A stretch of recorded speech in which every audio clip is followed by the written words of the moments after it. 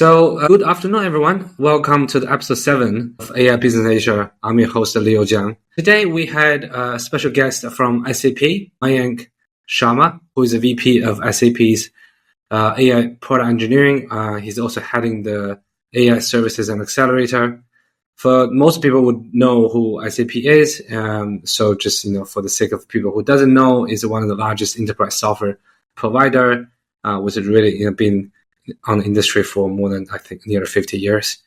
But I think what people knows about SAP is more of a traditional enterprise software. What's really interesting, what really got my attention of having the pleasure of inviting Mayank is their recent years of development in the AI and LLM space. So with that, I warmly welcome you, Mayank, and welcome to join us. Maybe just start off with a bit of introduction and your journey at SAP over the years. Thank you, Leo, for having me here. It's really a privilege to be part of this podcast. So my journey with SAP has been really interesting. I have been associated with SAP and its ecosystem for last 19 years. I started my career with SAP as an engineer, software engineer, and I worked in this role for 5 years. And then after that, I moved out of SAP to experience how SAP's customers are using SAP software and what kind of problems and challenges they are facing. And I enjoyed solving those problems for next 5 years in the Southeast Asia region. And last 9 years has been really interesting journey for me with my second innings with SAP, where I have been leading the machine learning and AI development teams since 2015. It has been a interesting growth story for AI as a topic for SAP, as well as for the team who grew from a small research team in Singapore and now to become a fully mature AI product engineering unit who has already delivered numerous AI capabilities for SAP across different cloud applications or product portfolio, already impacting a lot of customers in their business in a positive sense and helping a lot of customers to leverage AI as a technology to better run their business across different LOBs and different industries. So it has been a strong growth journey for AI for SAP, both in terms of the skills development as well as in terms of the technology and AI capability offering for SAP. It's interesting you mentioned about the timelines. I think you mentioned about 2015. That's even prior to the transformer models. I would assume the ChatGPT has made a pretty big boost to people's understanding and desire to work with AI products.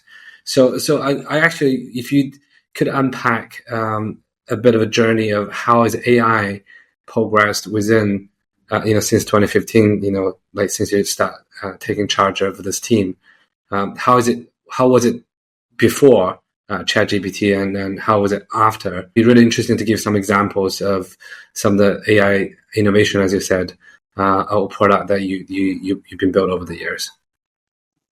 Absolutely. It has been a very interesting journey. Prior to this whole emergence of generative pre-trained transformer models, we have been primarily focused on classical machine learning and deep learning based approaches to solve business problems. And what we experienced was there used to be huge effort invested in terms of understanding the problem, identifying the various data points to be involved in solving that particular problem, and integrating those, bringing the whole data pipelining, building the whole integration capabilities, and the whole data pipelining for training as well as for inference.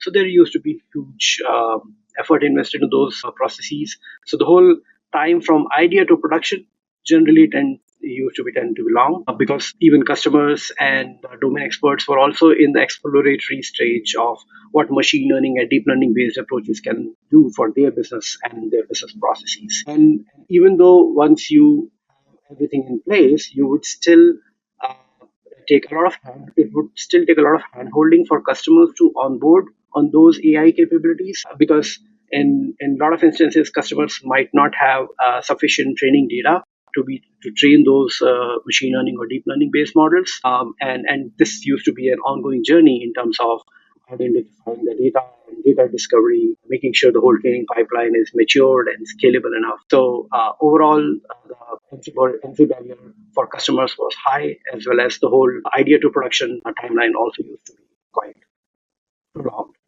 with the prominence of generative pre-trained transformer models, we have been actually observing a quick turnaround when it comes to ideating a particular generative AI-based solution and then bringing it to the production. Because essentially, we are talking about customers need not prepare huge sets of data for training any model based on the zero and few shot prompting. We can actually get a very strong desired result. So, quick turnaround from idea to production has been a biggest boom with this whole generative AI. And also, there is a huge attraction from stakeholders and customers as well, because now this whole prominence of generative AI is everywhere across all the industries, across all the line of business solutions. So, customers are also very open to explore what this technology can do for their business. So, we generally see low entry barrier when it comes to enabling customers and customers' willingness to adopt this technology in their business process. We are also observing there is a strong focus on the data privacy because now we are talking about if you want to leverage Gen AI, essentially you need to bring your data to cloud and then leverage the benefit of Gen AI technology. And there we are observing customers are very sensitive when it comes to their data privacy. So we need to make sure that we are implementing proper checks and balances before we actually bringing any Gen AI capabilities to the customer's business process. We need to make sure that all the data privacy aspects are taken care of. And then Gen AI has also opened up a lot of possibilities in terms of building AI capabilities in business processes. So traditionally, we are looking at, of course, content generation scenarios are very common where we are talking about text generation capabilities across different applications within the customer's landscape. But now with this whole agenting workflow, we are able to imagine new set of automation in their business processes. And with the AI copilot, a very seamless interaction with enterprise applications. So there are a lot of possibilities which has opened up since this whole emergence of generative AI. And it's really exciting times right now to be in this field and develop new, cool, innovative solutions. Yeah. It's really. Okay. Well, I mean, it sounds very exciting. I mean, also just for the audience benefits, I think there's quite a few terms being put forward, like the AI agent, which I think SAP AI agent. I think you're referring to Joule. We'll definitely talk about it over the years. So I just want to bring back how was SAP looks like before. I think both of us being on the industry for a couple of decades, maybe. I think SAP was always known for the ERP and the CRM is very modular driven. There's always a lot of customization, and it's also probably known for being expensive, if I may say that way. And which is why there's a lot of integration happens, and there's a lot of service integrators that work around SAP ecosystem. So I wonder with the generative AI adoption and using large language models, do you see how SAP is servicing the customers and how people use the your solution is changing? Absolutely. So with this whole adoption of AI technology in our product offering, we have evolved our SAP's strategy around it as well. We are essentially now focused on developing intelligent enterprise capabilities. So we want customers to run their business in best manner possible, but also in a most intelligent manner possible. And SAP AI strategy, we call it SAP Business AI strategy, is centered around these aspects. So our core focus has remained, which is to build end-to-end automation wherever possible, enhance user experience with infusion of intelligence into business processes, and come up with new ways of executing business processes altogether with using AI as a technology. So this whole strategy, or I would say this focus has remained all these years. What has changed rapidly in last 4 or 5 years, this entire AI technology landscape, our approach and the nature of use cases which are emerging because now we are witnessing so much of because we are experiencing that these new technology frameworks which are emerging like agentic workflows, AI copilot, are giving us the possibility of developing new next innovation set of use cases, which are really actually boosting customers' performance, and they're able to execute those business processes in a very seamless manner. Can you give some examples of these use cases, either for the top line or the bottom line? Absolutely. Let me bring your focus to our AI copilot, which is Joule. Now we are bringing Joule in a way that it is revolutionizing the entire user experience of SAP systems. It's completely revolutionizing the way customers interact with SAP systems. With Joule, we are bringing core capabilities like information extractional capabilities, navigational capabilities, transactional capabilities, and analytical capabilities. Which means that now users can ask Joule if they want to extract any piece of information from SAP systems.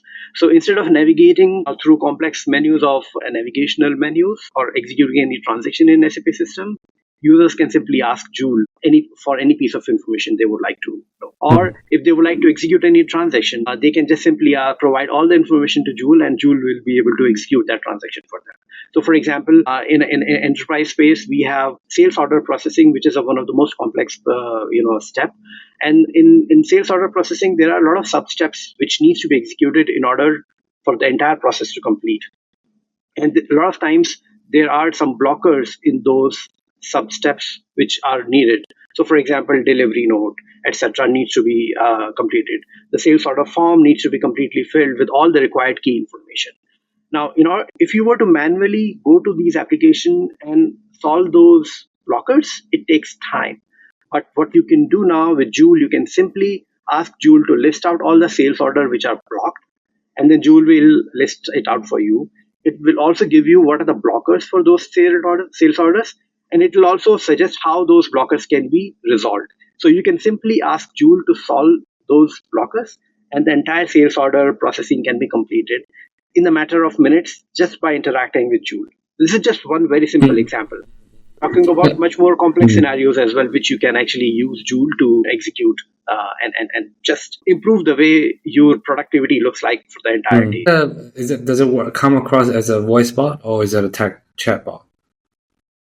It's chatbot. It's enabled via voice as well. Now with the recent, if you follow SAP's flagship events like TechEd and Sapphire, we just completed TechEd earlier this month, and we announced new set of capabilities with Joule. So now you can actually access Joule on desktop as well as on mobile, and you can, of course, with the voice command, you can interact with Joule, and Joule will be able to execute all those capabilities in the background. And how does Joule intune into my own set of private environmental data points, like knowing why, for example, my sales order process flow is probably different from other organizations. Does it take a more generic approach in answering my question, or is a lot more personalized towards my own enterprise environment?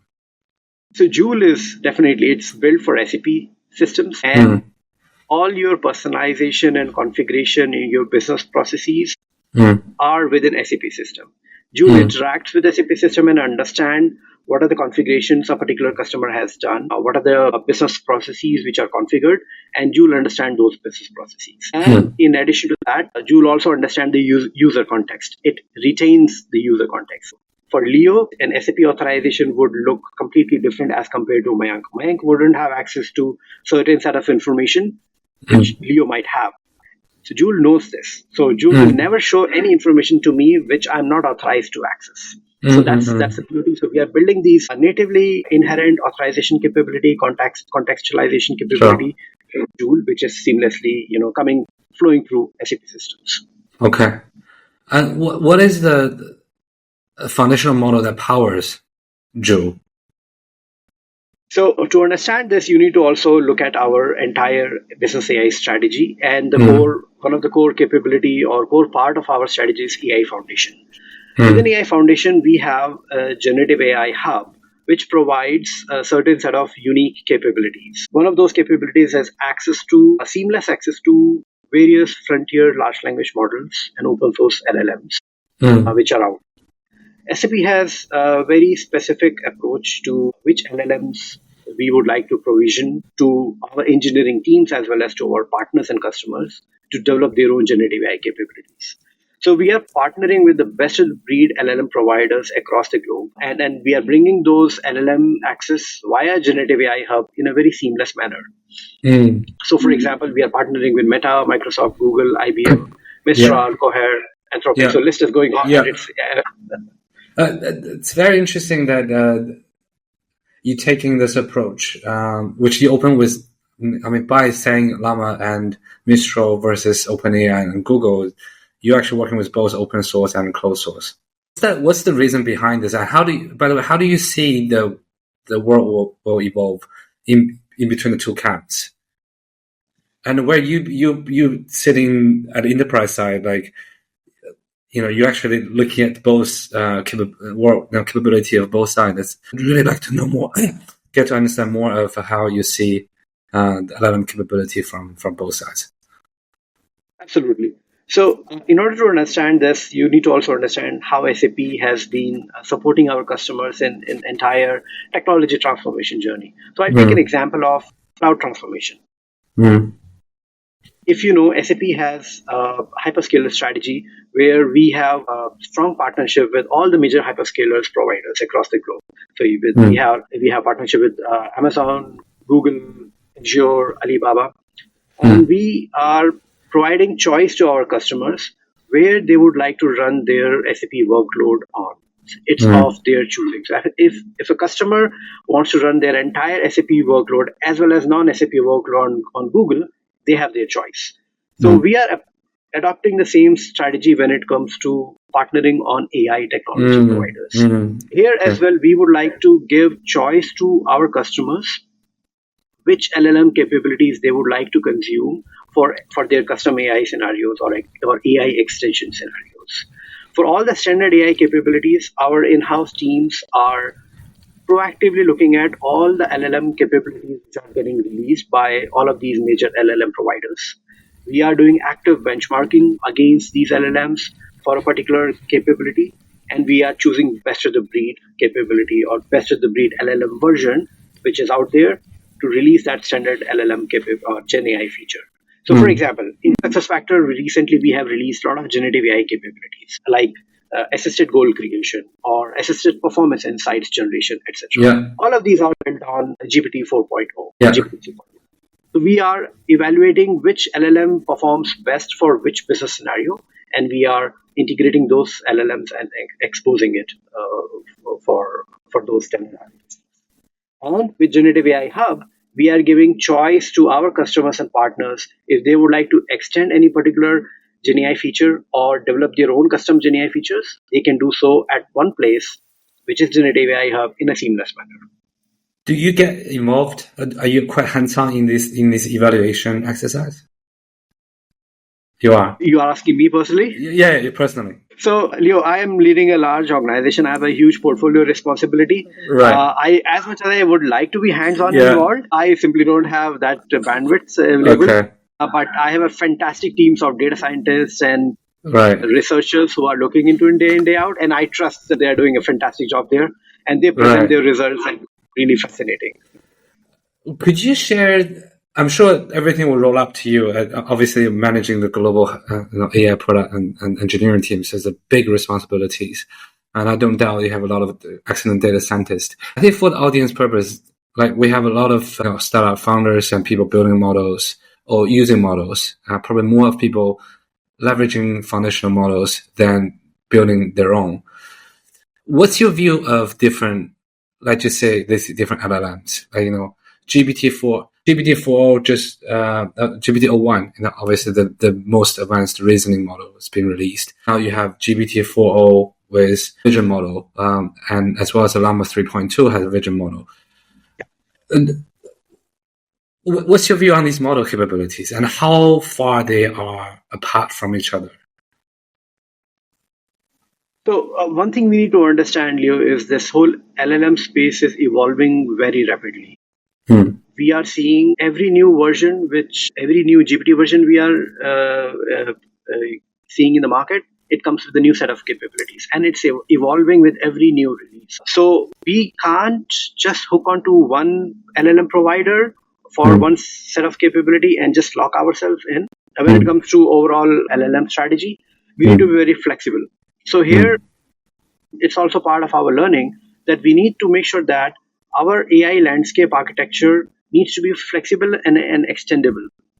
We can't just rely all of our capability building on one LLM or one particular version. So we need to continuously have capability in place which can evolve, as and when the new LLMs. So we need to take a holistic approach here.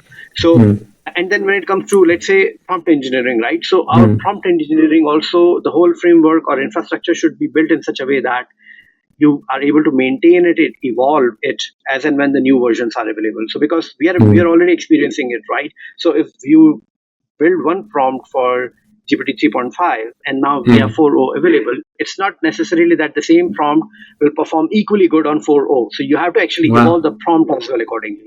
Sometimes backward compatibility also needs to be taken care of. So and then you need to have an ability to benchmark against these LLMs in a much more flexible manner and at a faster pace, because the speed which LLMs are getting introduced, you also need to be fast enough to benchmark against them and figure out which version works best for your scenario.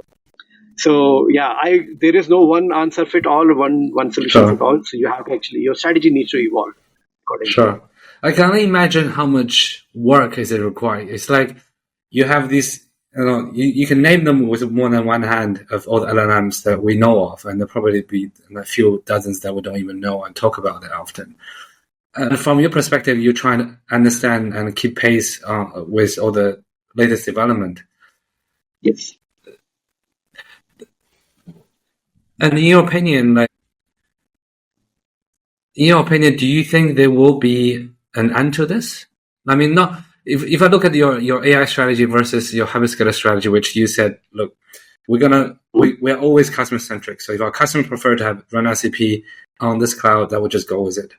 But in the cloud world, it's a lot more concentrated, and actually the advancement and the cloud stack is actually a lot more steady than what LLM's tech stack right now. So I mean, how much more effort is it required for a company like SAP to keep pace with LLMs? It just sounds like a lot of effort required to just stay on top of everything. And is that even sustainable? In the beginning, yes, it is just like any business, just like any new technology ramp up. In the beginning, it's a very focused and stretched effort. You have to invest in the beginning in order for you to make sure that you have a scalable infrastructure and scalable processes in place to match with the pace of LLM development. And you need to have this whole automation capability built in. At the same time, yes, you're right. Up to what extent this will continue to go on, there will be some level of consolidation in future. I see this kind of consolidation happening in both open source as well as closed source world. But I also see that we are a bit far away from that point right now. There is still a lot of work happening in the space. Maturity of LLM is still evolving, be it multimodal, because we are now talking about multimodal LLMs, which are still at the evolution stage, right? We still haven't reached accuracy where we would confidently introduce these LLMs into the production environment.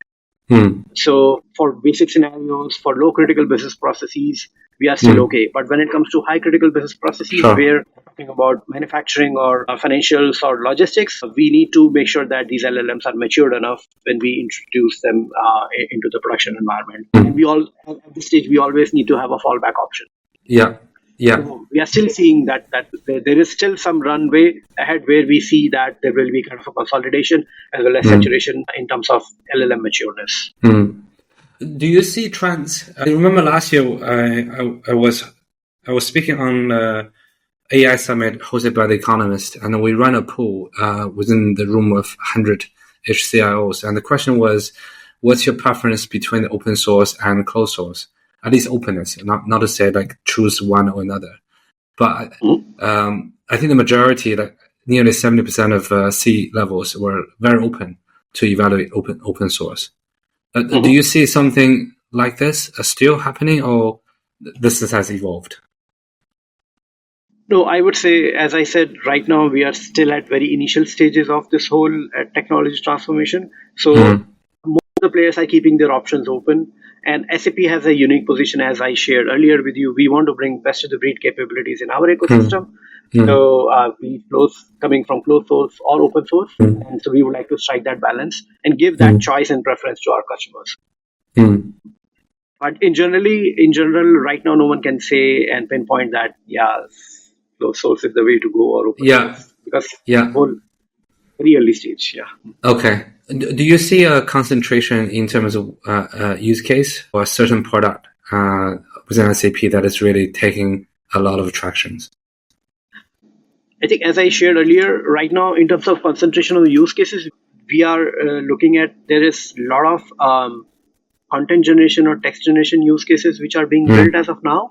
But at the same time, we are looking at more complex use cases where we are now talking about automatic execution of business processes.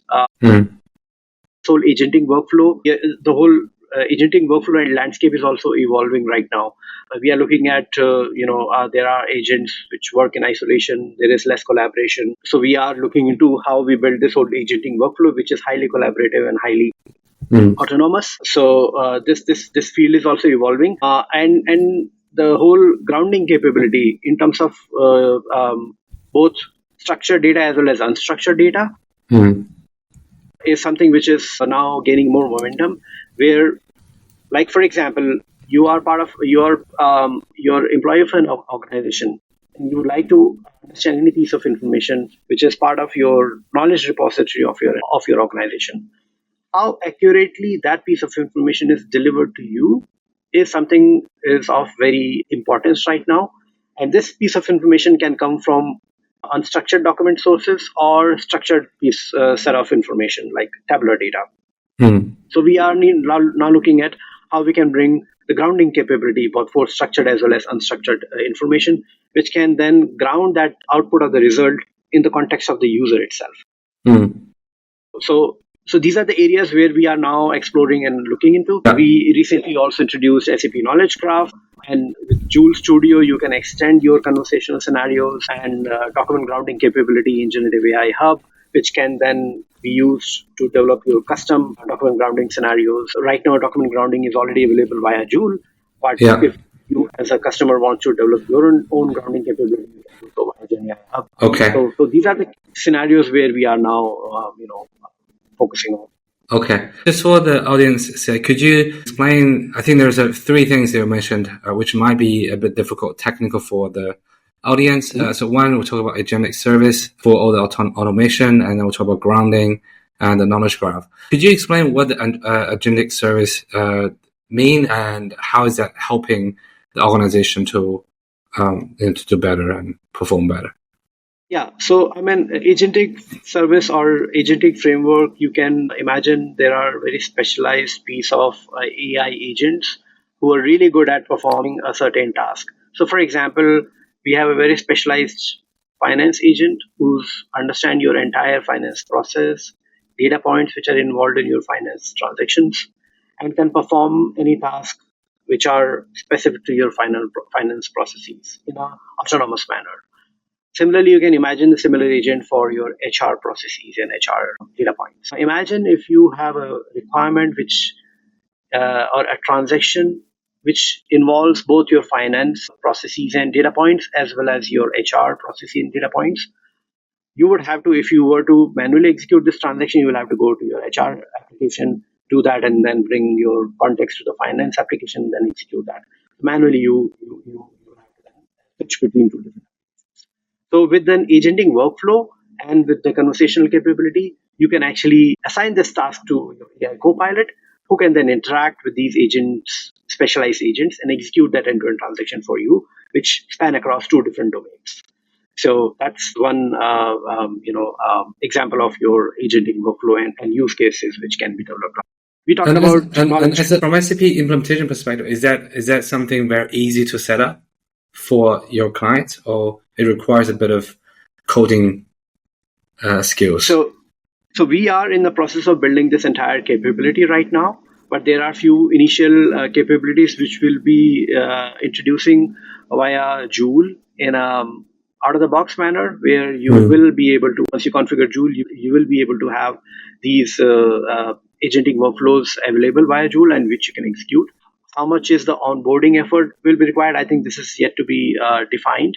But of course, we will make sure that this is seamless for our customers and they get these capabilities in a least effort manner possible.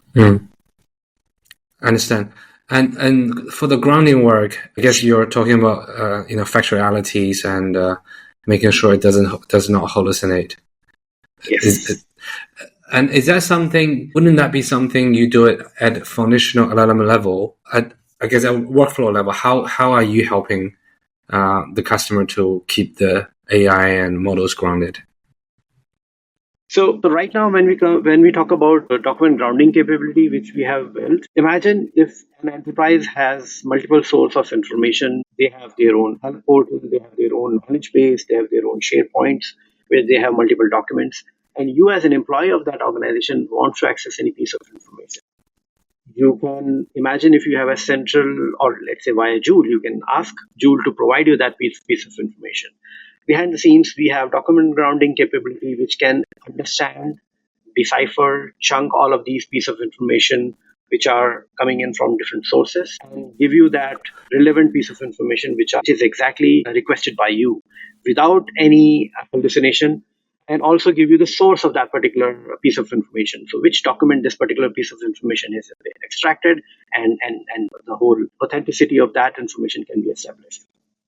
So it's very important for us to make sure that every piece of information which Joule provides is grounded without any hallucination and is in the context of the user itself.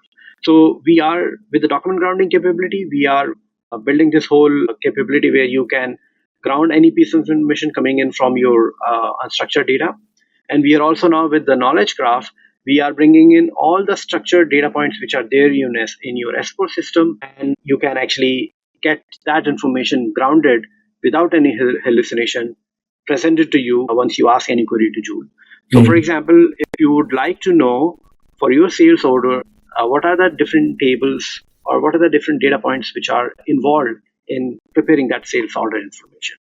Now, imagine if without grounding capability, you would ask this question, an LLM can identify a certain set of information or certain set of fields. It can provide you that, but it may also extrapolate some information and add certain fields which might not be there in your source system. So LLM can hallucinate in such scenario. But if you ground that output with the knowledge graph, you can actually get a very precise set of fields which are involved in that sales order preparation. So it's very important for us to make sure that we are, of course, with LLM and combining this whole grounding capability, able to eliminate all this hallucination in the output feature. Yeah, I agree with you 100% because at the end of the day, the capability of LLMs is more of an engine or intelligence. But how do you get that power? How do you harness the power of intelligence and making sure it works for your business objective? It's probably more on how you triage these capabilities. Yeah. With that, would you say the key value that SAP is adding is on workflow automation, intelligence triage, or how to help your client to better use these different LLMs capabilities? Absolutely. With our standard embedded AI capabilities, our goal is to, as I shared earlier, right? We want to make sure that your user experience is completely enhanced by providing these intelligent way of executing that business process. Yeah. Automate as much as possible wherever it is possible. And lastly, come up with a completely new way of executing that business process completely with the AI first driven mindset. Yeah. I was listening to an OIM podcast this morning, and they were commenting on people have tried like different chatbots, powered by OpenAI, which is ChatGPT, Cloud, maybe Google Gemini. And this is not disrespect to Google. It's like the whole Gemini experience in terms of app experience is just so far off than ChatGPT. I mean, you could have invested, millions of dollars just to make the user interface much easier to use and easy to work with. It would just better the user experience. And then I think adoption of a Gemini would be much better off. So I 100% agree, because at the end, the delta between Model A versus Model B is probably a bit less, depending on context. But the whole user experience to get to the end of my goal is very important. Yeah. And then with that, what do you think for the world of startups? Like, who very niche, very focused on a certain niche aspect of use case or application or features. Do you work with Does SAP work with startups apart from those big ones? Obviously, you mentioned about Mistral, which is hundreds of millions of dollars fundings. I'm talking about a lot more smaller startups. What's the strategy around that? Yeah, absolutely. I mean, SAP has one of the largest partner ecosystem, right? We love to partner with small, medium, large enterprises. SAP actually does a lot of business through partner. All the customers across the globe also leverage on partner capability to implement and extend their SAP experience and application. And traditionally also we have been working with startups through our different initiatives. We have SAP Ventures, we have startup studios across different locations across the globe within SAP. We work with startups to bring their innovation and leverage SAP Business Technology Platform to build and extend their innovation and publish their capability through SAP App Store.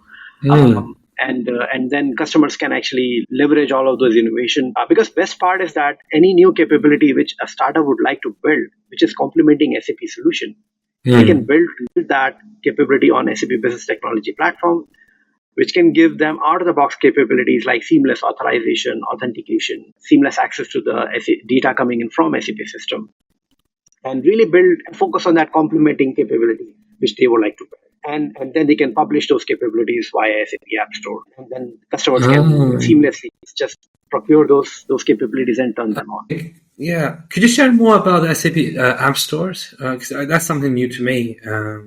It's very interesting. As I shared, a lot of partners are building a lot of complementing applications which are not. So these complementing applications provide all those capabilities which are not shipped in a SAP standard application, right? So these complementing capabilities which our partners develop, they may develop it for one particular customer, but they would also like other customers to leverage on that. And in order to do that, they have an option to publish those applications on SAP App Store. And once they publish it, all the customers have access to all of these applications which are built by partners, endorsed by SAP, because if they have to publish any partner app through SAP App Store, they have to go through a process. Onboarding process. Exactly, which they have to clear. And once SAP endorses these applications, it gets published. And then customers can actually just subscribe to these applications, activate in their landscape, and then, So it's a win-win situation for customers, partners, and SAP. And I suppose there will be certain criteria as part of the onboarding process for the company who can submit their apps through your App Store? Absolutely. This is a standard process. Traditionally, for non-AI capabilities, we have hundreds and thousands of partners who are already developing their applications on App Store. And for last 1 year, we have a lot of partners who are now collaborating with us in developing the generative AI applications. So there are more than 100 plus partners who are already leveraging SAP Generative AI Hub to develop these Gen AI applications and publish it via App Store. Is that like the GPTs for OpenAI, where they can leverage? They have their own large language model to create apps on top of it. So for your for OpenAI, it's just OpenAI, right? But with Generative AI Hub, they can choose any LLM provider within the same environment. I see. And then the innovation, the app is more at the workflow level, which they can, as long as it's relevant to SAP ecosystem. Yes, they can innovate. Interesting. Is there any examples that you can name off and share with us? I don't have any examples on top of my mind. But if you just Google, we had some partner showcases in SAP TechEd recently. Sure. So if anyone would like to know more about SAP's AI strategy and Generative AI Hub, TechEd is the best place. They can just subscribe it. 100%. Access those on-demand sessions. 100%. Yeah. And with regard your recent announcement of working with Meta and Mistral, is this led by your team, and how is that partnership going? Is that more about integrating their model into your workflow, or how does that work? So, Business AI organization, we have a very dedicated partner management organization who's liaising with all the partners. And then we have a foundation team who is looking into all of these LLMs which are being provided by the partners. We are doing benchmarking against these new versions of LLMs and then publishing them, making them available via Generative AI Hub. So my team is personally not involved, but then there are other teams who are looking into these new capabilities which gets introduced, and then we come up with our plan by when we should be able to provision them via our ecosystem and available for all engineers as well as partners. Okay, so it's not like a Microsoft if they could launch Llama as a service and more of basic providing, token processing power, for example. Like for SAP, it's not about hosting the model and let people just consume. How does that work? So we are using hybrid approach. So there are open source LLMs which we are hosting by ourselves, and we are partnering with Microsoft for OpenAI offering, and then so we are OEM these capabilities. So we are not essentially hosting them, but hosting them via Generative AI Hub. But then other open source models we are hosting them. So we are using hybrid approach there. Right. Okay. And how do you see the innovation in this region, like especially around AI? Because then we tend to be very focused in the US with all these different models and maybe some in the Europe region. What's your view in terms of AI innovation in Asia and opportunities that it presents? Opportunities are there a lot, because if you look at Asia and then specifically Southeast Asia, I mean, we have so much diversity here, both in terms of culture as well as the business dynamics and the requirements. Every region has its own very specific niche requirements. So there is an opportunity there for sure. Whether we have players in this region who are really leveraging and building those innovations which cater to this market, I think that emergence of those players is yet to be seen. We still see global players being leveraged on in different regions, like we have all of these LLM providers. We now OpenAI is also opening office in Singapore. I just read that news today. Yeah. But we need to see how the regional players can also build their capabilities. We are exploring right now with some of the regional players to look at some of the LLMs available in the market. But I think from a maturity and coverage point of view, we still have some ground to. Well, what would you if you are to advise the C-level execs in terms of AI strategy? Obviously, I think SAP has crafted out your AI strategy really, really well. But if you to advise the other enterprise, not from tech space, to formalize their AI strategy, could you give some direction and some suggestions for them? Absolutely. So first of all, partner with the trusted AI tech provider who has a whole strategy. Yeah. And I'm really happy to share with the recent Gartner report, SAP is one of the top 5 trusted AI technology provider in enterprise space. So I'm really happy to share that SAP is really coming with a holistic approach when it comes to AI adoption in enterprise landscape. But if you are exploring to build in-house capabilities, then I would suggest that we need to definitely have a sound data strategy where we need to make sure that all of your enterprise data is coming together in a very harmonized and anonymized manner, because essentially you would like to definitely clean the data before you send it to your any LLM on the cloud. And then your entire AI landscape architecture needs to be very flexible, because the way this whole LLM landscape is evolving, you can't just lock in yourself with one version of any LLM. Your generative AI application architecture needs to evolve with every new version of LLM getting introduced in the market. So you need to have capability to maintain and evolve your prompts. You need to have a capability of benchmarking against different LLM providers, LLM versions, and you need to have an ability to manage your end-to-end lifecycle of your AI workloads. Yeah, so we need to make sure that you are able to deploy, activate, version, sunset, decommission all of your AI workloads which are not relevant anymore. Security aspects needs to be very sound, and of course, data privacy is paramount to your AI strategy. Would you say this kind of AI strategy, because we used to talk about digital transformation strategy, cloud strategy, is it any different in the sense of investment and return? I would say that in order for your sound AI strategy, you need to have a very sound digital transformation and data strategy. Yeah, Because digital transformation data strategy will feed into your AI strategy. Right? Yes. Yeah, 100% on the data side. I used to, in my previous job at Huawei, we spent a lot of time, cleaning data, especially when we talk about structured and unstructured data. And those plumbing work is still the majority of the cost base. People tend to forget.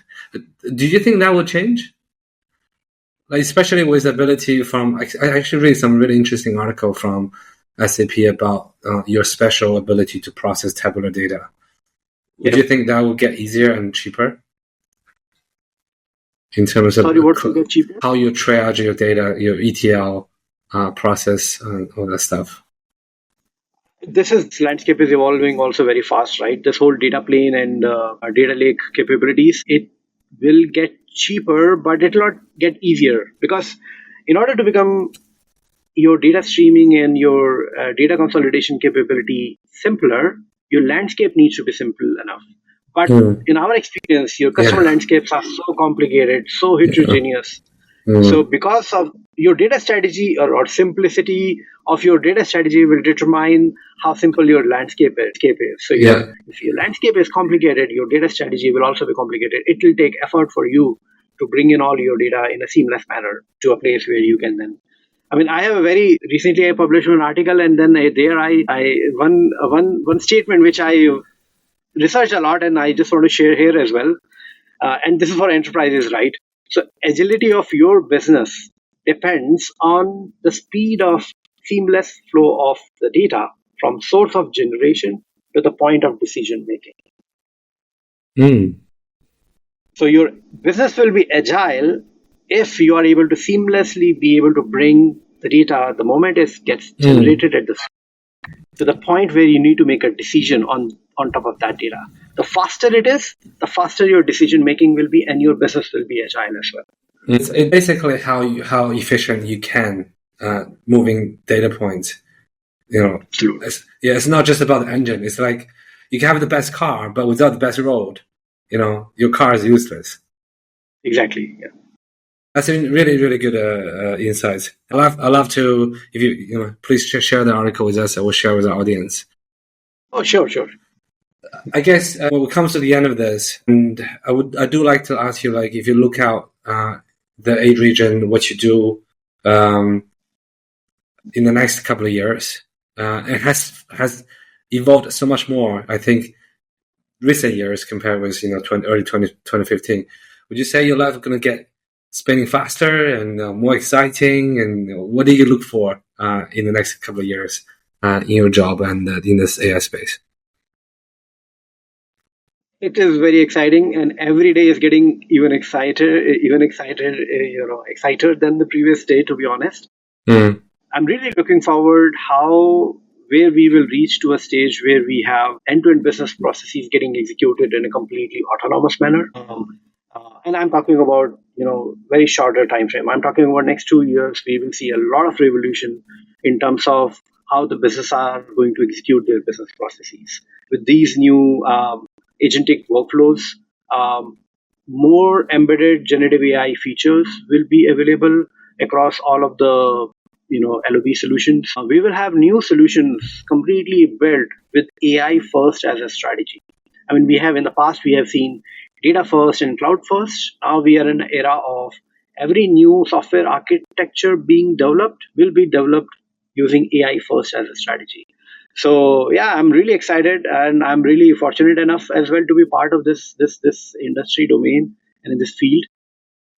Every day is exciting, and I'm supercharged with all the work happening around me. Yeah, you really don't come across as as a VP. You feel like looking at a fresh grad out of school, like just excited about what the world has to offer. So it's a great place to be.